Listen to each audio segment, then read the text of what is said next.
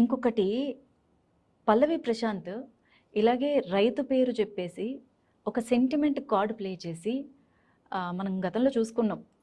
విన్నర్గా అయినా కూడా తన మాట నిలుపుకోలేదు ప్రైజ్ మనీ వచ్చినప్పుడు.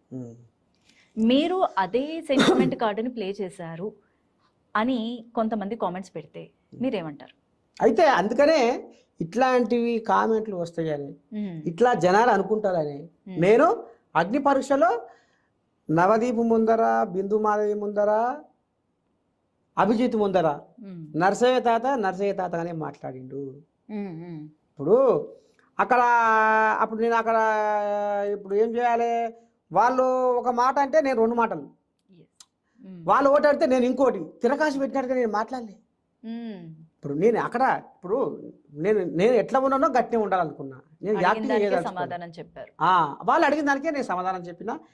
ఏంది నువ్వు ఎట్లా ఉంటావు, నీలో ఏమున్నది, నీ కథ ఏందని, నా కథ ఇది, నా వ్యవహారం ఇది, మీరు ఏమడుగుతారు అడుగురి, వాళ్ళు అడిగిన దానికి నేను అట్లా అంతవరకే.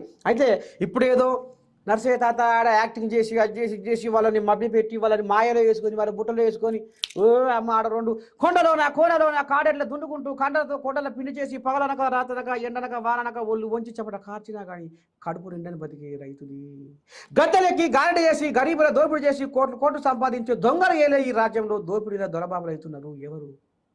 ఆనాడు వేమన చెప్పిన వేదాంతం, బ్రహ్మం చెప్పిన కాలజ్ఞానం అక్షరాల నిజమవుతున్న ఈ రోజుల్లో పల్లెటూళ్ళలో, భూకామాంధులు, పట్టణాలలో రౌడీ ముఠాలు, బాధ్యత తెలియని ఉద్యోగులు, బడాయి పలికే పెద్ద మనుషులు ఉన్నారు ఈ దేశంలో, ఈ రాష్ట్రంలో. అందుకనే బాగుపడలేదు. అంటే ఇట్లాంటివి కవితలు, ఇట్లాంటి మాటలు, ఇట్లాంటి పాటలు నేను కొట్టి వాళ్ళని బుట్టలు వేసుకోలేదా?